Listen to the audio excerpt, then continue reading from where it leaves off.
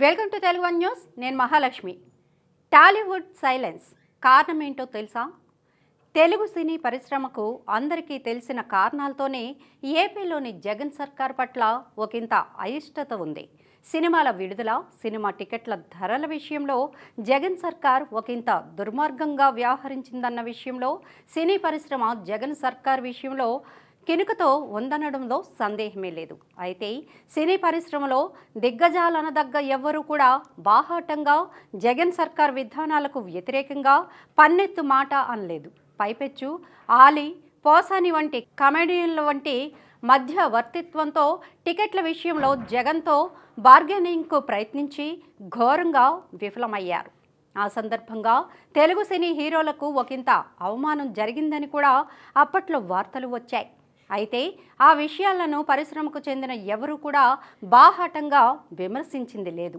అలాగే స్కిల్ కేసులో తెలుగుదేశం అధినేత చంద్రబాబును జగన్ సర్కార్ అక్రమంగా అరెస్టు చేసినప్పుడు కూడా సినీ పరిశ్రమకు చెందిన ఒకరిద్దరు మినహా ఎవరు స్పందించిన దాఖలాలు కూడా లేవు. దర్శకేంద్రుడు రాఘవేంద్రరావు వంటి వారు తప్ప చంద్రబాబు అరెస్టుపై స్పందించలేదు. సరే, అది అలా ఉంచితే ఇటీవల మనమంతా సిద్ధం పేరుతో జగన్ చేపట్టిన ఎన్నికల ప్రచార బస్సు యాత్రలో ఏపీ సీఎంపై గులకరాయి దాడి జరిగింది. ఈ దాడిలో జగన్ స్వల్పంగా గాయపడ్డారు. దాంతో ఈ ఘటన రాష్ట్ర వ్యాప్తంగా సంచలనం సృష్టించింది. అయితే టాలీవుడ్ సెలబ్రిటీలు, సోషల్ మీడియా ప్లాట్ఫామ్లలో చాలా యాక్టివ్గా ఉండే తెలుగు హీరోలు, దర్శకులు ఎవరు కూడా ఈ ఘటనపై స్పందించలేదు, ఖండించలేదు. పూర్తిగా సైలెంట్ అయిపోయారు.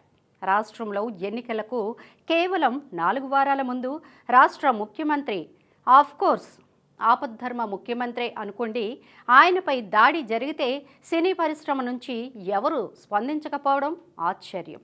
అయితే వైఎస్ జగన్ వ్యవహరించిన విధంగా తెలుగు ఇండస్ట్రీ పట్ల ఇంత కక్షపూరితంగా వ్యవహరించిన ముఖ్యమంత్రి ఎవరూ ఇంతవరకు లేరని, అందుకే జగన్కు సంబంధించిన మంచి చెడ్డల విషయంలో పరిశ్రమ మౌనంగానే ఉంటుందని పరిశీలకులు విశ్లేషిస్తున్నారు.